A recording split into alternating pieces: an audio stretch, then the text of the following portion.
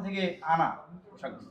আমার সবগুলোই আমার ডিজাইন। আমি এখান থেকে নিজের থেকেই কাপড় কিনি এবং আমার ম্যাটেরিয়াল যা, যা কিছু লাগে একটা ড্রেস তৈরির জন্য সবটুকুই আমি আমি কালেক্ট করি। কালেক্ট করে আমার দর্জি বা আমার যে টেইলর যারা আমার ডিজাইনটাকে রেডি করে, তৈরি করে, সেলাই করে তাদেরকে বুঝিয়ে দেই।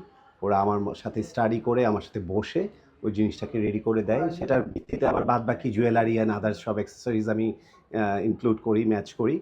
এবং পুরো জিনিসটায় কোথায় কী থাকবে একদম পা থেকে মাথা পর্যন্ত সবকিছু আমার মন মতো করে হতে হবে।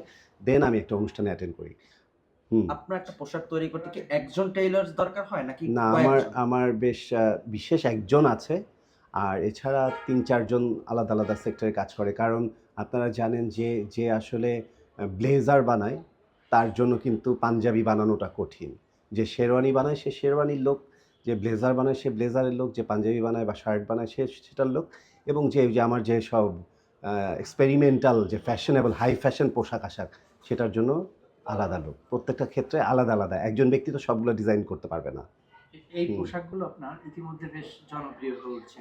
আসলে দর্শক যারা আছে, আপনার ভক্ত যারা আছে, তারা যদি কিনতে চায় আপনার এই জি। পোশাকগুলো কোথায় পাওয়া যাবে? আমার সাথে যোগাযোগ করবে এবং আমার কাছেই অলরেডি করে। প্রত্যেকটা জিনিসেরই কন্টিনিউয়াসলি অর্ডার আসতে থাকে। যারা যেটা অর্ডার করে নিয়ে পারচেজ করে। আমিও তাদেরকে সেভাবে করে আমার টিম আছে, তারা ওভাবে করে ডেলিভারি দেওয়ার ব্যবস্থা করে। ইতিমধ্যে আপনার